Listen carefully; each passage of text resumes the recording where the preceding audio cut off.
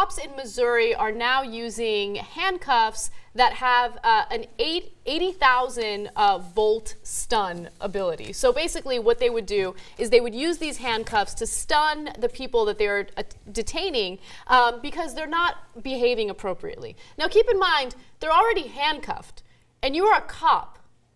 You should be trained enough to not have to stun a person that's already handcuffed. But that's just my take on it. I could be wrong.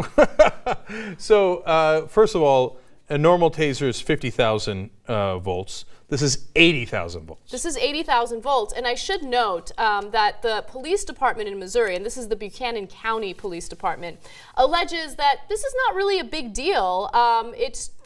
In fact, let me give you the graphic from Captain Jody Hovey. He says that it affects the muscles of the body and it doesn't really affect anything else. Everyone says it affects your heart, and it does not. What it does really is it just sends a charge through the body that locks up your muscles. Okay, now keep in mind, as Cenk mentioned, he clarified, it's 80,000 volts.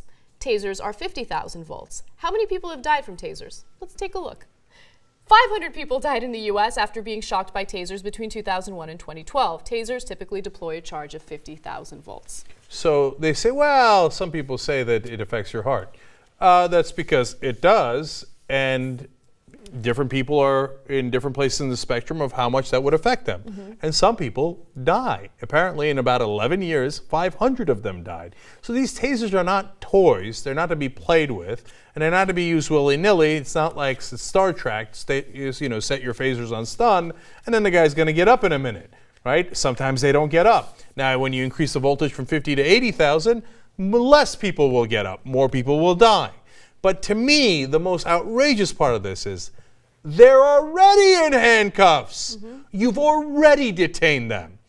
So to me, I get it, right? Could a guy who's already in handcuffs, especially as you're transferring them from one prison to another, and that's one of the scenarios they lay out, could they still shake around a little bit and cause you a little bit of trouble? Yeah, they can. Whoop-de-doo. You don't send 80,000 volts of electricity through them just to prove a point, like, hey, you better not do that. You've got them under control. So no, this is torture. That's what it is. I think the reality is, and don't get me wrong, I know the majority of cops are not excited or happy about using non-lethal weapons, but there are a certain number of cops out there that get pleasure and enjoyment in using their nonviolent weapons. I mean, we've done numerous stories about cops that have used tasers on children. You don't know how to handle a child? You shouldn't be a cop. You obviously didn't get the appropriate training. So it's more about playing with their toys and being able to utilize their power in some sense than anything else. You know, it's not really trying to control someone. If they're in handcuffs, you've already controlled them.